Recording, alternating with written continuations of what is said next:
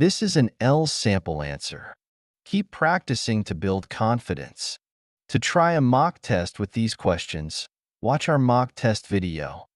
The link to the PDF document is in the first comment. Want to improve your IELTS writing skills?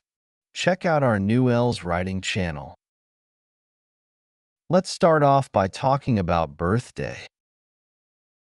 Do you enjoy celebrating your birthday? Yes, I enjoy celebrating my birthday. It's a chance to spend time with my loved ones. Even a small celebration feels special because it reminds me of how much people care. How do people in your country usually celebrate birthdays?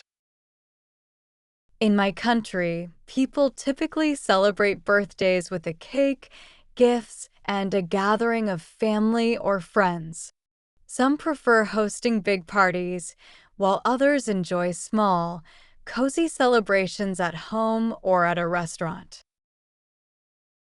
What was the most memorable birthday you've ever had?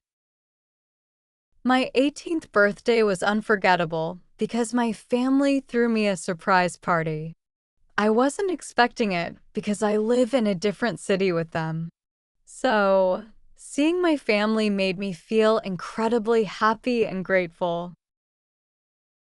Do you prefer big parties or small gatherings for your birthday?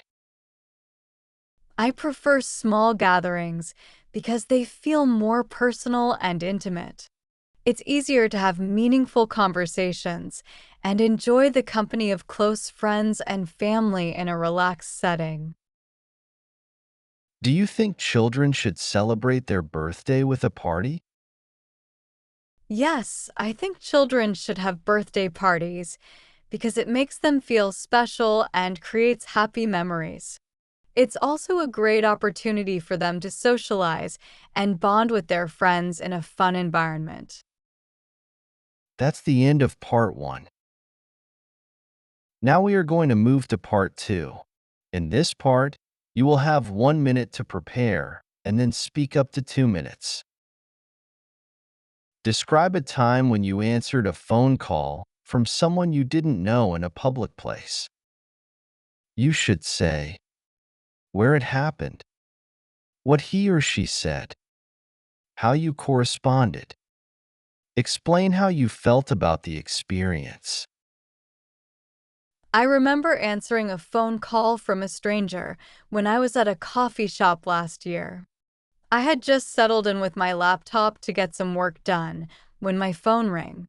Seeing an unknown number, I hesitated but decided to answer. It was a delivery driver who couldn't find my house.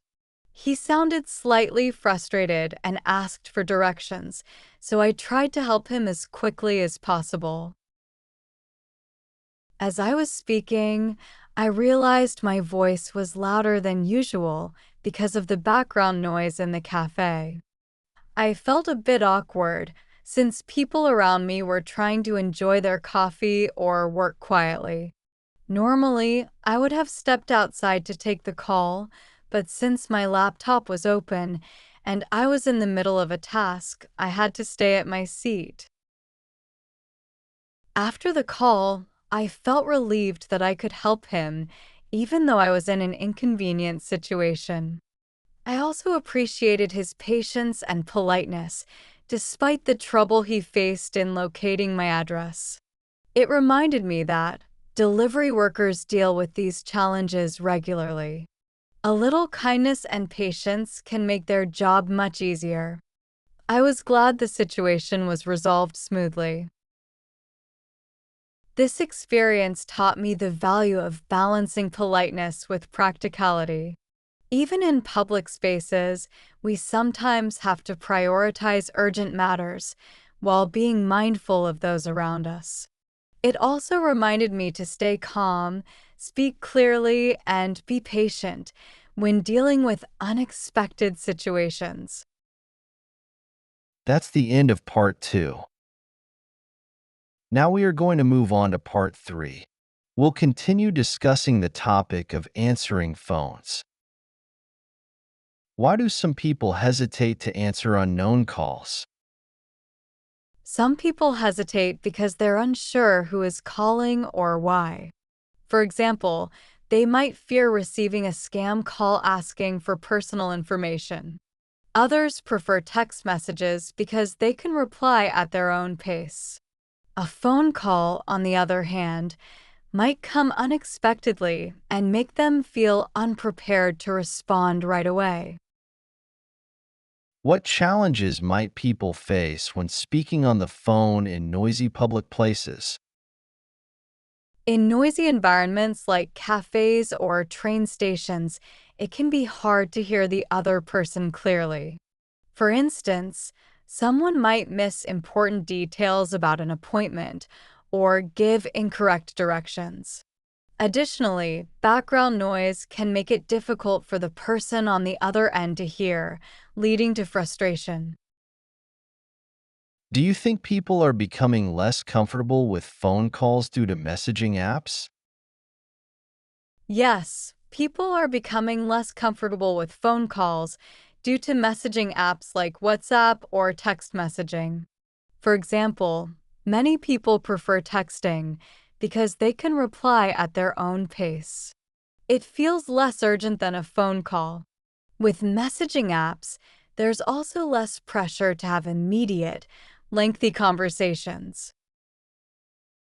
How has technology changed the way people communicate in professional situations? Technology has made professional communication more efficient and flexible. For example, video calls allow teams to collaborate remotely without meeting in person.